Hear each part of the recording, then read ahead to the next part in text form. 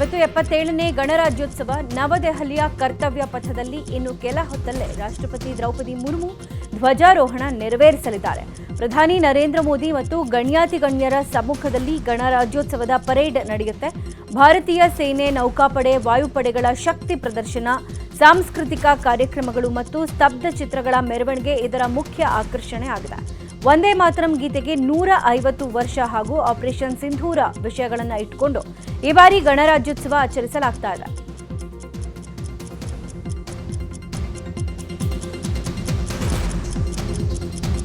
ಪ್ರತಿ ವರ್ಷದಂತೆ ಈ ಬಾರಿಯೂ ಗಣರಾಜ್ಯೋತ್ಸವ ಕಾರ್ಯಕ್ರಮದಲ್ಲಿ ಮುಖ್ಯ ಅತಿಥಿಯಾಗಿ ವಿದೇಶಿ ಗಣ್ಯರು ಇರಲಿದ್ದಾರೆ. ಯುರೋಪಿಯನ್ ಕಮಿಷನ್ ಅಧ್ಯಕ್ಷೆ ಉರ್ಸುಲಾ ವೋನ್ ಡರ್ ಲೆಯನ್ ಮತ್ತು ಯುರೋಪಿಯನ್ ಕೌನ್ಸಿಲ್ ಅಧ್ಯಕ್ಷ ಆಂಟೋನಿಯೋ ಕೋಸ್ಟಾ ಅವರು ಭಾರತದ ಗಣರಾಜ್ಯೋತ್ಸವದ ಕಾರ್ಯಕ್ರಮಕ್ಕೆ ಮುಖ್ಯ ಅತಿಥಿಗಳಾಗಿ ಬಂದಿದ್ದಾರೆ.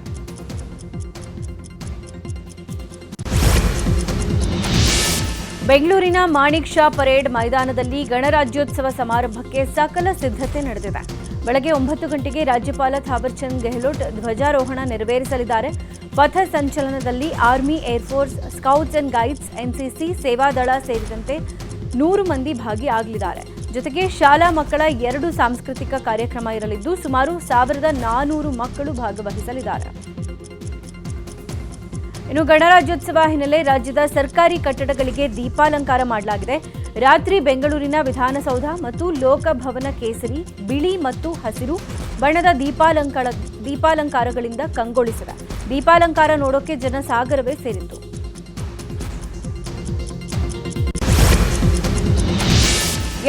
ನೇ ಗಣರಾಜ್ಯೋತ್ಸವದ ಅಂಗವಾಗಿ ರಾಷ್ಟ್ರವನ್ನುದ್ದೇಶಿಸಿ ರಾಷ್ಟ್ರಪತಿ ದ್ರೌಪದಿ ಮುರ್ಮು ಭಾಷಣ ಮಾಡಿದ್ದಾರೆ. ದೇಶದ ಸ್ವಾತಂತ್ರ್ಯಕ್ಕಾಗಿ ಬಲಿದಾನ ಮಾಡಿದ ವೀರರಿಗೆ ಗೌರವಾರ್ಪಣೆ ಸಲ್ಲಿಸಿದ್ದಾರೆ. ನಾವು ಭಾರತೀಯರು ಬಹಳ ಉತ್ಸಾಹದಿಂದ ಗಣರಾಜ್ಯೋತ್ಸವ ದಿನವನ್ನು ಆಚರಿಸ್ತಾ ಇದ್ದೇವೆ.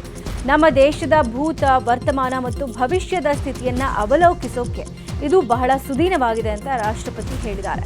ಇನ್ನು ಸಂವಿಧಾನವನ್ನು ರಚಿಸಿದವರು ರಾಷ್ಟ್ರೀಯತೆ ಮತ್ತು ಏಕತೆಗೆ ಭದ್ರ ಬುನಾದಿ ಹಾಕಿದ್ದಾರೆ.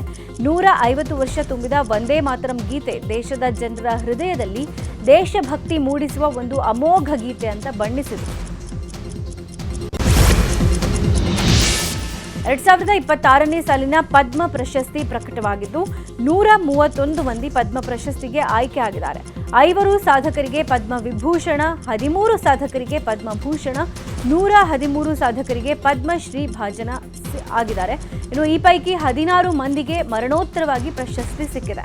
ಕಲೆ, ಸಾಹಿತ್ಯ ಮತ್ತು ಶಿಕ್ಷಣ, ವೈದ್ಯಕೀಯ, ಸಮಾಜ ಸೇವೆ, ಕ್ರೀಡೆ, ವಾಣಿಜ್ಯ ಮತ್ತು ಕೈಗಾರಿಕೆ, ವಿಜ್ಞಾನ ಮತ್ತು ಇಂಜಿನಿಯರಿಂಗ್, ನಾಗರಿಕ ಸೇವೆ, ಸಾರ್ವಜನಿಕ ವ್ಯವಹಾರಗಳು, ಇತರೆ ಕ್ಷೇತ್ರಗಳಲ್ಲಿನ ಸಾಧನೆಯನ್ನು ಗುರುತಿಸಿ ಕೇಂದ್ರ ಸರ್ಕಾರ ಪದ್ಮ ಗೌರವ ನೀಡ್ತಾ ಇದೆ. ಇನ್ನು ಕ್ರೀಡೆಯಲ್ಲಿ ಸಾಧನೆ ಮಾಡಿರುವ ಕ್ರಿಕೆಟರ್ಗಳಾದ ರೋಹಿತ್ ಶರ್ಮಾ, ಹರ್ಮನ್ ಪ್ರೀತ್ ಕೌರ್ಗೂ ಪದ್ಮಶ್ರೀ ದೊರೆತಿದೆ. ಮರಣೋತ್ತರವಾಗಿ ನಟ ಧರ್ಮೇಂದ್ರ, ಮಲಯಾಳಂ ಸೂಪರ್ ಸ್ಟಾರ್ ಮಮ್ಮುಟ್ಟಿಗೆ ಪದ್ಮಭೂಷಣ ಗೌರವ ನೀಡಲಾಗಿದೆ. ಕರ್ನಾಟಕದ ವಿವಿಧ ರಂಗಗಳಲ್ಲಿ ಸಾಧನೆಗೈದ 8 ಸಾಧಕರಿಗೆ ಪದ್ಮ ಗೌರವ ಸಿಕ್ಕಿದೆ. ವಿದ್ವಾಂಸ, ಲೇಖಕ, ಶತವಧಾನಿ ಆರ್ ಗಣೇಶ್ ಪದ್ಮಭೂಷಣ ಪ್ರಶಸ್ತಿಗೆ ಭಾಜನರಾಗಿದ್ದಾರೆ. ಮಂಡ್ಯದ ಅಂಕೇಗೌಡರಿಗೆ ಸಾಹಿತ್ಯ ಮತ್ತು ಶಿಕ್ಷಣ ಕ್ಷೇತ್ರದಲ್ಲಿ ಪದ್ಮಶ್ರೀ ಪ್ರಶಸ್ತಿ ಲಭಿಸಿದೆ. ದಾವಣಗೆರೆಯ ವೈದ್ಯ ಡಾಕ್ಟರ್ ಸುರೇಶ್ ಹನಗವಾಡಿ, ಬೆಂಗಳೂರಿನ ಸಮಾಜ ಸೇವಕಿ ಎಸ್.ಜಿ. ಸುಶೀಲಮ್ಮ ಹಾಗೂ ಶಿಕ್ಷಣ ಕ್ಷೇತ್ರದ ಸಾಧನೆಗೆ ಬೆಳಗಾವಿಯ ಡಾಕ್ಟರ್ ಪ್ರಭಾಕರ್ ಕೋರೆಯವರಿಗೂ ಪದ್ಮಶ್ರೀ ಪ್ರಶಸ್ತಿ ಒಲಿದು ಬಂದಿದೆ. ಇನ್ನು ವಿಜ್ಞಾನ ತಂತ್ರಜ್ಞಾನ ಕ್ಷೇತ್ರದಲ್ಲಿ ಶುಭಾ ವೆಂಕಟೇಶ್ ಅಯ್ಯಂಗಾರ್, ಉದ್ಯಮ ಮತ್ತು ವ್ಯಾಪಾರ ಕ್ಷೇತ್ರದ ಸಾಧನೆಗೆ ಮರಣೋತ್ತರವಾಗಿ ಟಿ.ಟಿ. ಜಗನ್ನಾಥ್ ಅವರಿಗೆ ಪದ್ಮಶ್ರೀ ಪ್ರಶಸ್ತಿ ಲಭಿಸಿದೆ. ಇನ್ನು ಬೆಂಗಳೂರು ಮೂಲದ ಶಿಕ್ಷಣ ಕ್ಷೇತ್ರದ ಸಾಧನೆಗೆ ಶಶಿಶೇಖರ್ ಅವರಿಗೆ ಸಾಹಿತ್ಯ ಮತ್ತು ಶಿಕ್ಷಣ ಕ್ಷೇತ್ರದ ಪದ್ಮಶ್ರೀ ಪ್ರಶಸ್ತಿ ದೊರೆತಿದೆ. ಅರ್ಮಿದಾ ಫರ್ನಾಂಡಿಸ್ ಅವರಿಗೂ ಪದ್ಮಶ್ರೀ ಸಿಕ್ಕಿದೆ. ಭಾರತದ ಪ್ರಮುಖ ನಾಗರಿಕ ಪ್ರಶಸ್ತಿಗಳು ದೊರೆತಿರುವುದಕ್ಕೆ ಸಾಧಕರು ಹರ್ಷ ವ್ಯಕ್ತಪಡಿಸಿದ್ದಾರೆ. ಆರೋಗ್ಯ ಮತ್ತು ಶಿಕ್ಷಣ ಕ್ಷೇತ್ರದಲ್ಲಿ ಪ್ರಭಾಕರ್ ಕೋರೆ ಅವರಿಗೆ ಪದ್ಮಶ್ರೀ ಸಿಕ್ಕಿದ್ದು, ಈ ಬಗ್ಗೆ ಪ್ರತಿಕ್ರಿಯೆ ಕೊಟ್ಟಿರುವ ಅವರು, ಪ್ರಶಸ್ತಿಯನ್ನ ರೈತರು ಮತ್ತು ಸಂಸ್ಥೆಯ ಸಿಬ್ಬಂದಿಗಳಿಗೆ ಅರ್ಪಣೆ ಮಾಡ್ತೀನಿ. ನನ್ನ ಸಾಧನೆಯನ್ನು ಗುರುತಿಸಿ ಪ್ರಶಸ್ತಿ ನೀಡಿದ ರಾಷ್ಟ್ರಪತಿಗಳಿಗೆ ಧನ್ಯವಾದಗಳನ್ನು ಸಲ್ಲಿಸ್ತೀನಿ ಅಂತ ಹೇಳಿದರು. ಪದ್ಮಶ್ರೀ ಪುರಸ್ಕೃತ ಅಂಕೇಗೌಡ ಪ್ರಧಾನಿ ಮೋದಿಗೆ ಅಭಿನಂದನೆ ಸಲ್ಲಿಸಿದ್ದಾರೆ. ಇನ್ನು ಪದ್ಮಭೂಷಣ ಪುರಸ್ಕೃತ ಶತವಧಾನಿ ಗಣೇಶ್, ಪದ್ಮಶ್ರೀ ಪುರಸ್ಕೃತರಾದ ಸುರೇಶ್ ಹನಗವಾಡಿ, ಸುಶೀಲಮ್ಮ ಪ್ರತಿಕ್ರಿಯೆಯನ್ನು ಕೊಟ್ಟಿದ್ದು ಸಂತಸ ಹಂಚಿಕೊಂಡಿದ್ದಾರೆ.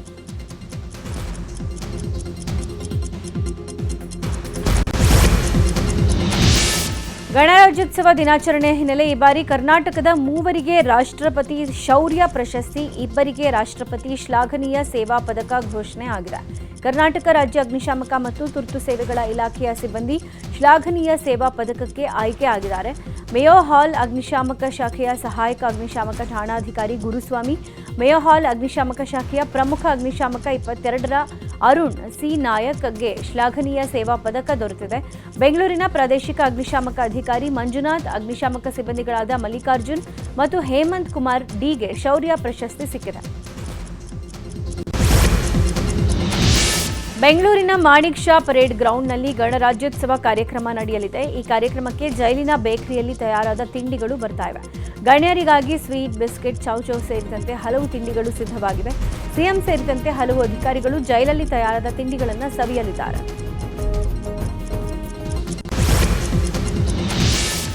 ಬಿಡದಿ ಟೌನ್ಶಿಪ್ ವಿಚಾರವಾಗಿ ಸವಾಲು ಹಾಕಿರುವ ಕೇಂದ್ರ ಸಚಿವ ಎಚ್.ಡಿ. ಕುಮಾರಸ್ವಾಮಿ ವಿರುದ್ಧ ಉಪಮುಖ್ಯಮಂತ್ರಿ ಡಿಕೆ ಶಿವಕುಮಾರ್ ಕಿಡಿಕಾರಿದ್ದಾರೆ.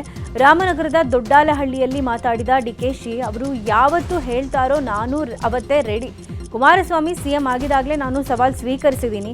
ನಾನೆಲ್ಲ ರಾಜಕಾರಣ ಮಾಡಿದ್ದು, ಕುಮಾರಸ್ವಾಮಿ ಅವರೇ ರಾಜಕಾರಣ ಮಾಡಿದ್ದು. ಇಲ್ಲಿ ನಾನಾಗಲಿ ಕುಮಾರಸ್ವಾಮಿ ಆಗಲಿ ಪರ್ಮನೆಂಟ್ ಅಲ್ಲ. ನಾವು ತೆಗೆದುಕೊಂಡ ತೀರ್ಮಾನ ಪರ್ಮನೆಂಟ್ ಆಗಿ ಉಳ್ಕೊಳ್ಳುತ್ತೆ ಅಂತ ಕೌಂಟರ್ ಕೊಟ್ಟಿದ್ದಾರೆ. ಬೆಂಗಳೂರು ದಕ್ಷಿಣ ಜಿಲ್ಲೆಯ ಚನ್ನಪಟ್ಟಣದಲ್ಲಿ ಬೊಂಬೆನಾಡ ಗಂಗೋತ್ಸವ ಅದ್ದೂರಿಯಾಗಿ ನಡೆದಿದೆ. ಬಾಲಕರ ಪದವಿ ಪೂರ್ವ ಕಾಲೇಜು ಮೈದಾನದಲ್ಲಿ ಬೊಂಬೆನಾಡ ಗಂಗೋತ್ಸವ ಕಾರ್ಯಕ್ರಮ ನಡೆಯಿತು. ಸಾವಿರಾರು ಸಂಖ್ಯೆಯಲ್ಲಿ ಜನ ಭಾಗಿಯಾಗಿದ್ದರು. ಶಾಸಕ ಸಿಪಿ ಯೋಗೇಶ್ವರ್ ಮತ್ತು ಮಾಜಿ ಸಂಸದ ಡಿಕೆ ಸುರೇಶ್ ನೇತೃತ್ವದಲ್ಲಿ ನಡೆದ ಕಾರ್ಯಕ್ರಮಕ್ಕೆ ಡಿಸಿಎಂ ಡಿಕೆಶಿ, ಡಾಲಿ ಧನಂಜಯ್, ಜೋಗಿ ಪ್ರೇಮ್, ಗಿಲ್ಲಿನಟ ಸೇರಿ ಹಲವರು ಭಾಗಿಯಾಗಿದ್ದರು.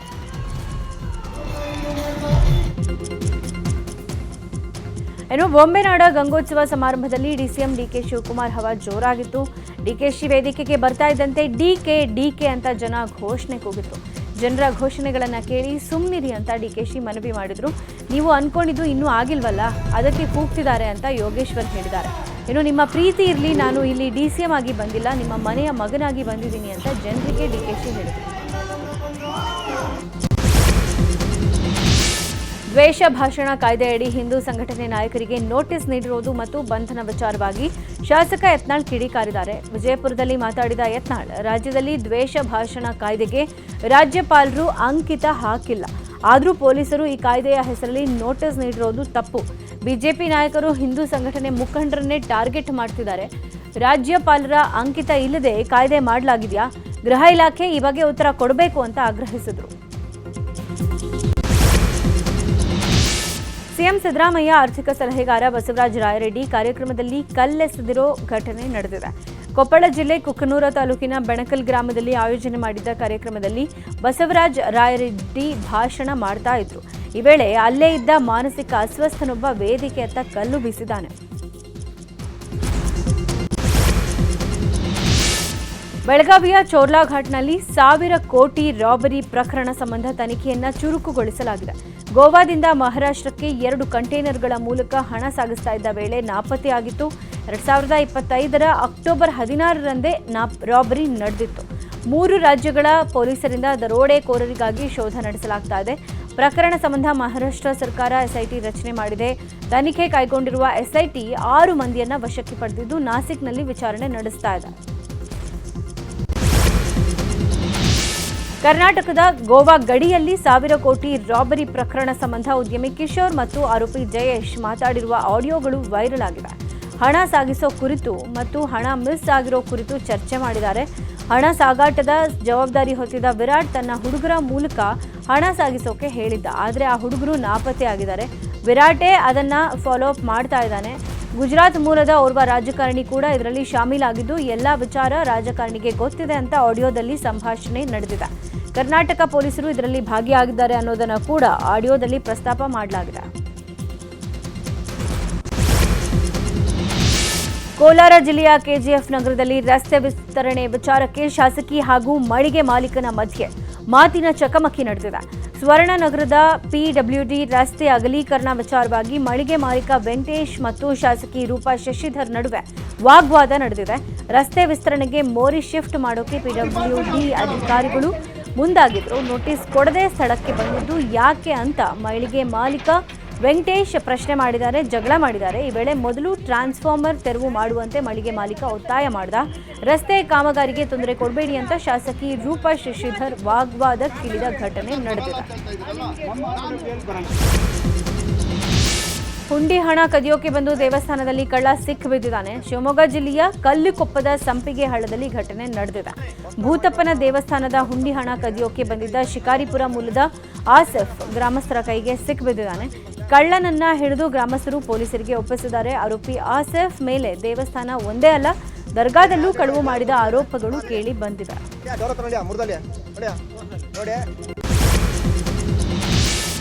ಕುಷ್ಟಗಿಯಿಂದ ಕೊಪ್ಪಳ ರಸ್ತೆ ಅಭಿವೃದ್ಧಿಗೆ ಲೋಕೋಪಯೋಗಿ ಇಲಾಖೆಗೆ ಹೇಳ್ತೀನಿ ಅಂತ ಸಂಸದ ರಾಜಶೇಖರ್ ಹಿಟ್ನಾಳ್ ಹೇಳಿದ್ದಾರೆ. ನಿನ್ನೆ ಬೆಳಗ್ಗೆ ನ್ಯೂಸ್ 18 ಜೊತೆ ಕುಷ್ಟಗಿ ಕೊಪ್ಪಳ ರಸ್ತೆ ಅವ್ಯವಸ್ಥೆ ಕುರಿತು ವರದಿ ಪ್ರಸಾರ ಆಗಿತ್ತು. ಈ ಕುರಿತು ಪ್ರತಿಕ್ರಿಯೆ ಕೊಟ್ಟಿರುವ ಹಿಟ್ನಾಳ್, ಜಿಲ್ಲೆಯಲ್ಲಿ ಹಲವು ರಾಜ್ಯ ಹೆದ್ದಾರಿಗಳನ್ನು ರಾಷ್ಟ್ರೀಯ ಹೆದ್ದಾರಿಗಳನ್ನಾಗಿ ಮೇಲ್ದರ್ಜೆಗೆ ಏರಿಸೋಕೆ ಕೇಂದ್ರಕ್ಕೆ ಪ್ರಸ್ತಾವನೆ ಸಲ್ಲಿಸಲಾಗಿದೆ ಅಂತ ಹೇಳಿದರು. ಬಾಗಲಕೋಟೆಯ ಮುಧೋಳ ನಗರದ ಖಾಸಗಿ ಹೋಟೆಲ್ಗಳಲ್ಲಿ ಜಿಲ್ಲಾಧಿಕಾರಿ ಸೇರಿದಂತೆ ವಿವಿಧ ಅಧಿಕಾರಿಗಳ ತಂಡ ಪರಿಶೀಲನೆ ನಡೆಸಿದೆ. ಈ ವೇಳೆ ಸ್ವಚ್ಛತೆ ಕಾಪಾಡದ ಹೋಟೆಲ್ ಮಾಲೀಕರನ್ನ ತರಾಟೆಗೆ ತೆಗೆದುಕೊಂಡರು. ಬಳಿಕ ನಗರದ ವಿವಿಧ ಕಡೆಗಳಲ್ಲಿ ಸಾರ್ವಜನಿಕ ಶೌಚಾಲಯ ಸ್ವಚ್ಛತೆ ಪರಿಶೀಲಿಸಿ ಬಸ್ ನಿಲ್ದಾಣಕ್ಕೆ ಭೇಟಿ ಕೊಟ್ಟರು. ಸಾರ್ವಜನಿಕ ಶೌಚಾಲಯ ಅವ್ಯವಸ್ಥೆ ಕಂಡು ಅಧಿಕಾರಿಗಳನ್ನ ತರಾಟೆಗೆ ತೆಗೆದುಕೊಂಡರು. ಖಾಸಗಿ ಮತ್ತು ಸಾರ್ವಜನಿಕ ಸ್ಥಳಗಳಲ್ಲಿ ಸ್ವಚ್ಛತೆಗೆ ಆದ್ಯತೆ ಕೊಡಬೇಕು ಅಂತ ಎಚ್ಚರಿಕೆ ಕೊಟ್ಟಿದ್ದಾರೆ. ಹಾವೇರಿಯಲ್ಲಿ ಜಿಲ್ಲಾ ಉಸ್ತುವಾರಿ ಸಚಿವ ಶಿವಾನಂದ ಪಾಟೀಲ್ ಬಹುಗ್ರಾಮ ಕುಡಿಯುವ ನೀರಿನ ಯೋಜನೆ ಪ್ರಗತಿ ಪರಿಶೀಲನೆ ಸಭೆ ನಡೆಸಿದ್ದಾರೆ. ಜಿಲ್ಲಾ ಪಂಚಾಯತ್ ಸಭಾಂಗಣದಲ್ಲಿ ಸಭೆ ನಡೆದಿದೆ. ಸಚಿವರು ಅಧಿಕಾರಿಗಳ ಕಾರ್ಯವೈಖರಿ ಬಗ್ಗೆ ಸಚಿವರು ಗರಂ ಆದರು. ಸಭೆಯಲ್ಲಿ ಪ್ರಮುಖವಾಗಿ ಅಣೂರು ತಡಸ ಹಂಸಭಾವಿಯ ಬಹುಗ್ರಾಮ ಕುಡಿಯುವ ನೀರು ಪೂರೈಕೆ ಯೋಜನೆ ಪೂರ್ಣಗೊಳಿಸದೇ ಇದ್ದಿದ್ದಕ್ಕೆ ಗರಂ ಆಗಿದ್ದಾರೆ. ನಿಯಮ ಉಲ್ಲಂಘನೆ ಮಾಡಿದ ಗುತ್ತಿಗೆದಾರರ ವಿರುದ್ಧ ಪಿಐಎಲ್ ಸಲ್ಲಿಕೆಗೆ ಸೂಚನೆ ಕೊಟ್ಟಿದ್ದಾರೆ. ತುಮಕೂರು ಜಿಲ್ಲೆ ಕೊರಟಗೆರೆ ತಾಲೂಕಿನ ಕ್ಯಾಮಿನಹಳ್ಳಿಯಲ್ಲಿ ಆಂಜನೇಯ ಸ್ವಾಮಿ ರಥೋತ್ಸವ ಜರುಗಿದೆ. ರಥೋತ್ಸವಕ್ಕೆ ಗೃಹ ಸಚಿವ ಡಾಕ್ಟರ್ ಜಿ ಪರಮೇಶ್ವರ್ ಚಾಲನೆ ಕೊಟ್ಟಿದ್ದಾರೆ. ಆಂಜನೇಯ ಸ್ವಾಮಿಗೆ ಪೂಜೆ, ಗರುಡ ಪಕ್ಷಿ ಪ್ರದಕ್ಷಿಣೆ ಬಳಿಕ ರಥೋತ್ಸವಕ್ಕೆ ಪರಮೇಶ್ವರ್ ಚಾಲನೆ ಕೊಟ್ಟರು.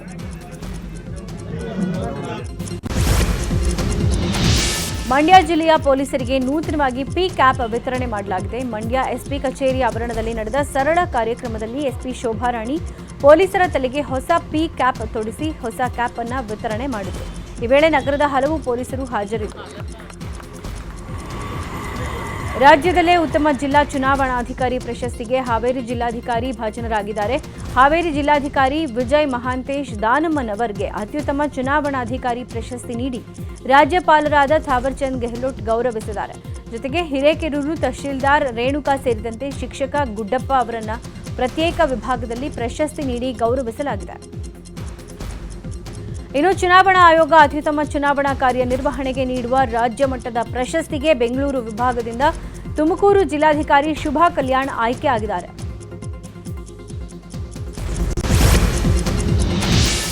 ಬೆಂಗಳೂರು ದಕ್ಷಿಣ ಜಿಲ್ಲೆಯ ಚನ್ನಪಟ್ಟಣ ತಾಲೂಕಿನ ಮಾಕಳಿ ಗ್ರಾಮದಲ್ಲಿ ಉದ್ಯಮಿಗಳಾದ ಶಿವಲಿಂಗಯ್ಯ ಅನ್ನುವರು 6 ಅಡಿ ಎತ್ತರ 8 ಅಡಿ ಉದ್ದದ ಬೃಹತ್ ಬಸವನ ವಿಗ್ರಹವನ್ನ ಲೋಕಾರ್ಪಣೆ ಮಾಡಿದ್ದಾರೆ. ಮನೆ ದೇವರಾದ ಬಸವಣ್ಣನ ವಿಗ್ರಹವನ್ನ ಸ್ವಗ್ರಾಮದಲ್ಲಿ ಪ್ರತಿಷ್ಠಾಪನೆ ಮಾಡುವ ಮೂಲಕ ಭಕ್ತಿ ಮೆರೆದಿದ್ದಾರೆ. ತಮಿಳುನಾಡಿನಿಂದ ವಿಗ್ರಹವನ್ನ ಕೆತ್ತಿಸಿದ್ದು ಈಗ ವಿವಿಧ ಪೂಜೆ ಹೋಮವನ್ನ ನೆರವೇರಿಸಿ ಬಸವನಿಗೆ ನೆಲೆ ಮಾಡಿದ್ದಾರೆ.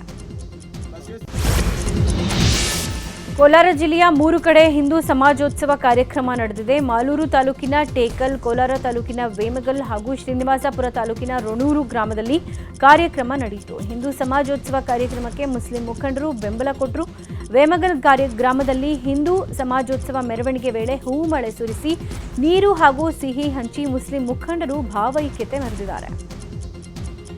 ವಿವಿಧ ಹಿಂದೂ ಪರ ಸಂಘಟನೆಗಳ ನೇತೃತ್ವದಲ್ಲಿ ಹುಬ್ಬಳ್ಳಿಯ ಯಲ್ಲಾಪುರ ಓಣಿಯಲ್ಲಿ ಹಿಂದೂ ಸಮ್ಮೇಳನ ಆಯೋಜಿಸಲಾಗಿತ್ತು.